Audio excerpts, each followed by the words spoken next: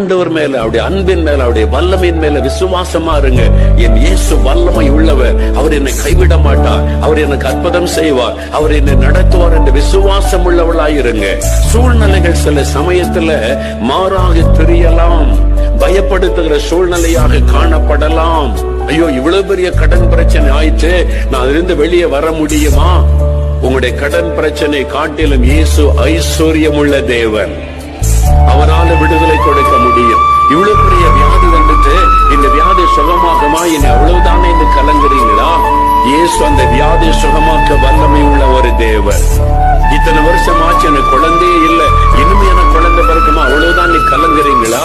எத்தனை வருடம் ஆனாலும் உங்க கர்ப்பப்பை பலவீனப்பட்டு செத்து போயிருந்தாலும் அதை உயிர் வர வைத்து அதற்குள் ஒரு குழந்தையை கொடுக்க அவர் வல்லமை உள்ள ஒரு தேவன். இன்னைக்கு விசுவாசிங்க, விசுவாசிங்க. சூழ்நிலை கண்டு பயப்படாதங்க.